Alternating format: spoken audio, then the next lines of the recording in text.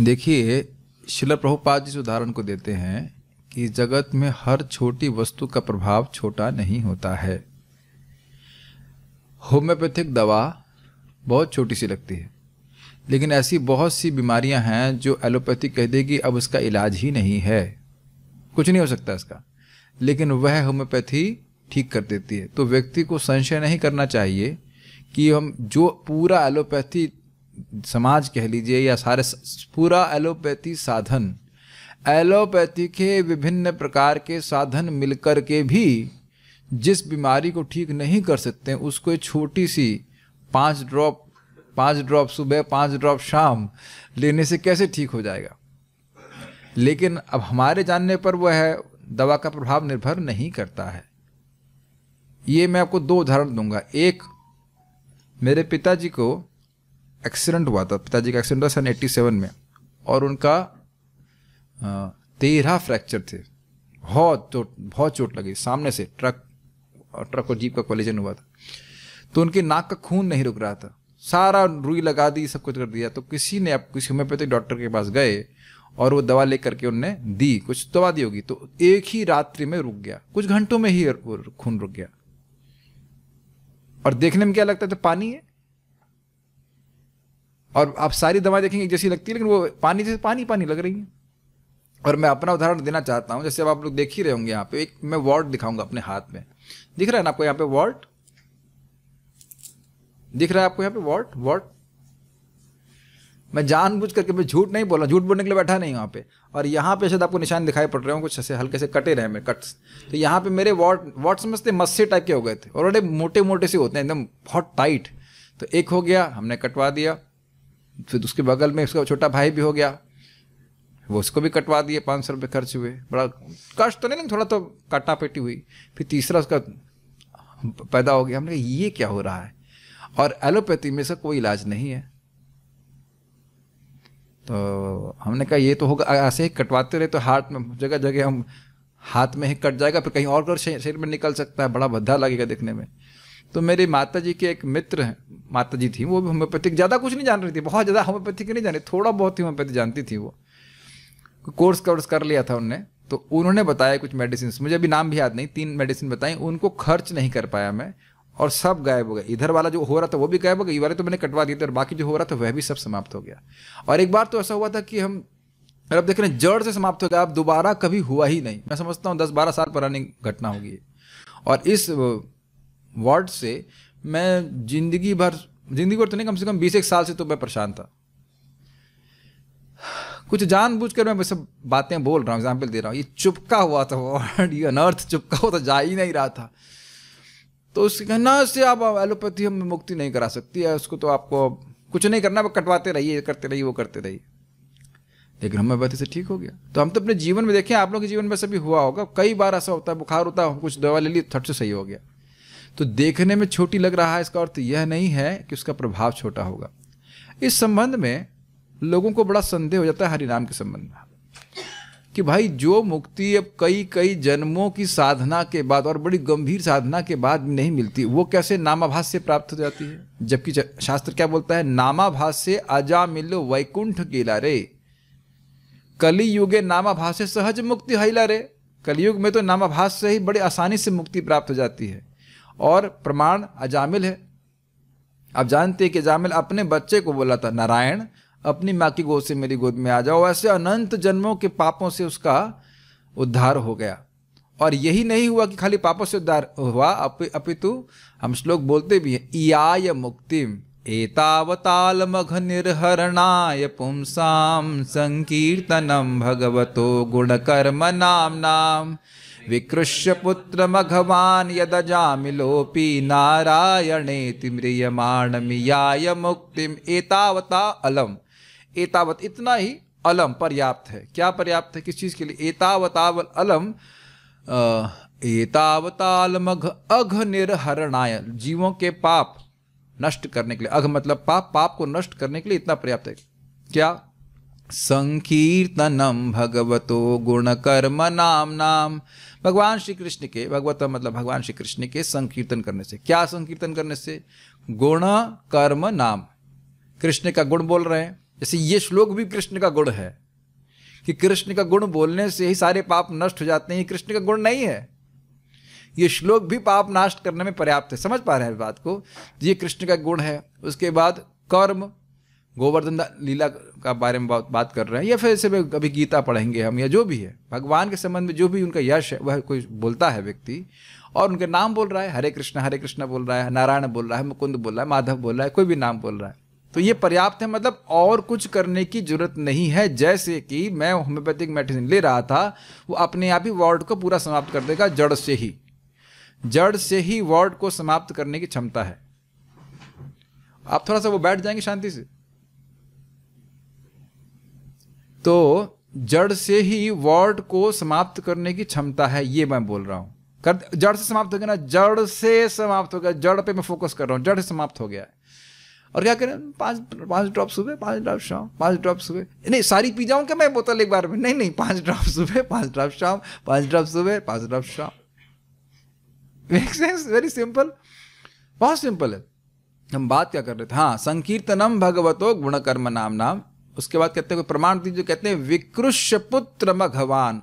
विकृष्य बोल रहा था, चिल्ला रहा था, क्या? पुत्रम, अपने पुत्र को बुला रहा था, भगवान का नाम भी नहीं बोल रहा था, यह भी जान के नहीं बोल रहा था कि मैं भगवान का नाम बोल रहा हूं। विकृष्य पुत्रम अघवान, और क्या कैसा था? अघवान, कोई शूद्र पापी नहीं था।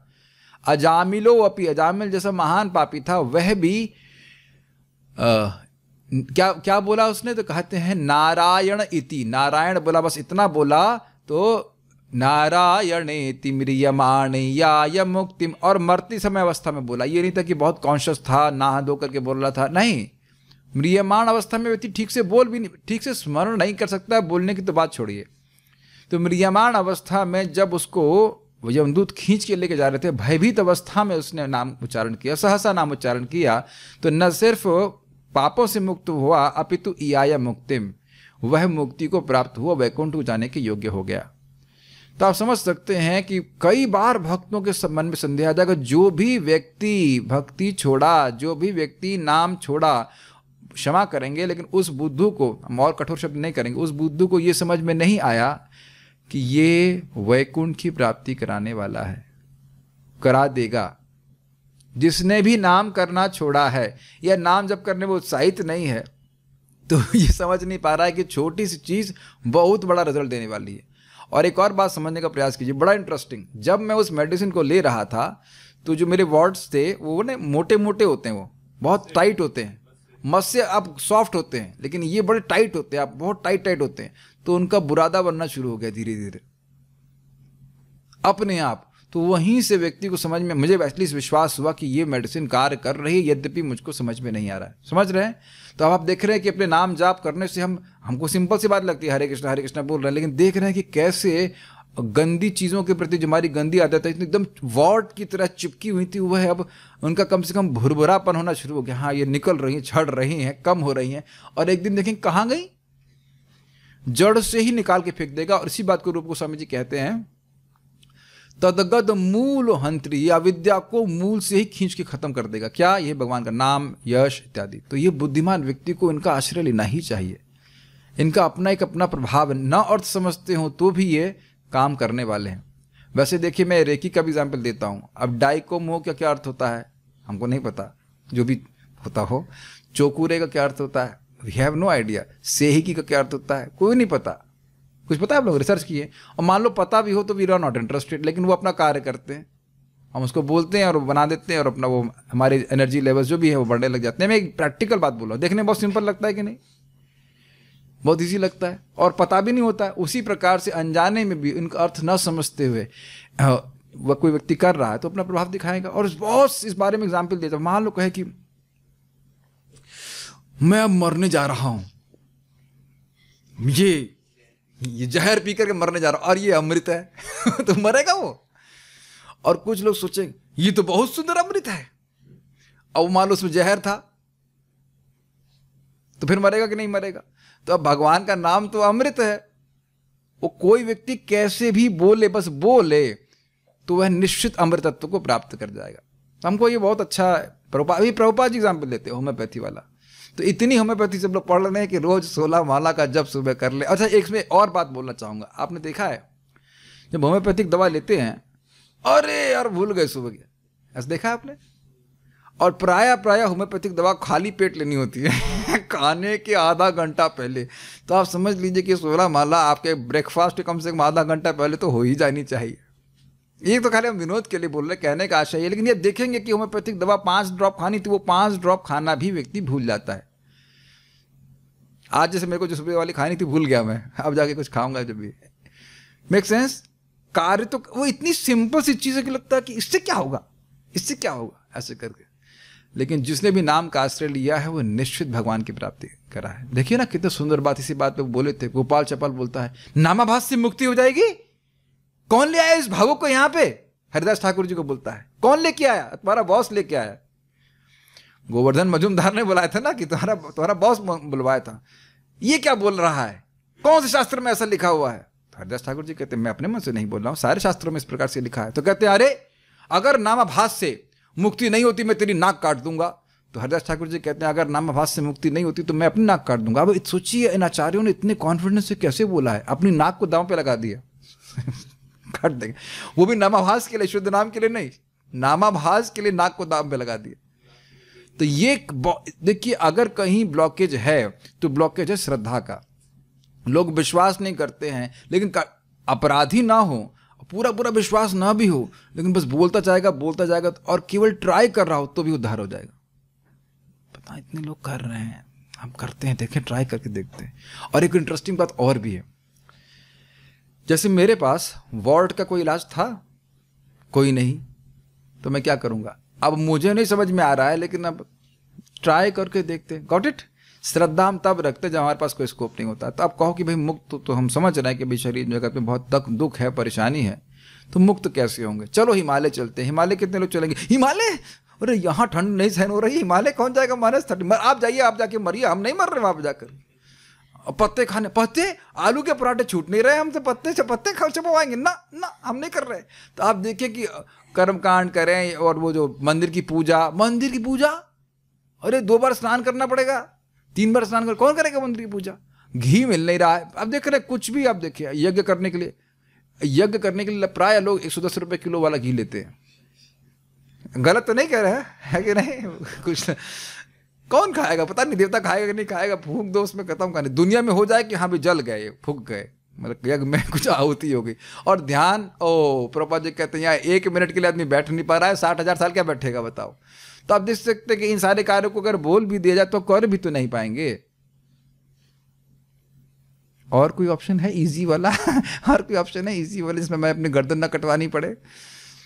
हाँ, ये हरे कृष्णा कृष्ण कृष्ण हरे हरे, हरे राम राम राम हरे हरे। यही प्रभुपाद जी कहते हैं इतना सारा तपस्या करोगे, मतलब क्या? 1500 मिनट तुमने मेडिटेशन किया, उसके बाद बाहर आए, गला सूख रहा है, थोड़ा बीड़ी पीता हूँ प्रभुपाद जी बोलते हैं एकदम। पर फायदा क्या इस मेडिटेशन का? ये 1 सेकंड का हरे कृष्ण तुरंत लाभ देता है। समझ रहे हैं ना? एक बार कृष्ण बोला है तो करोड़ों अश्वमेध यज्ञ के बराबर बनी। तो जो व्यक्ति समझेगा वह करेगा। हम इतनी हंसी आ रही थी, एक भक्त बोल रहे हैं हमको सुबह, प्रभु जी अगर मैंने अपने कंबल से अपना सर बाहर निकाला तो मेरा खून फ्रीज हो जाएगा।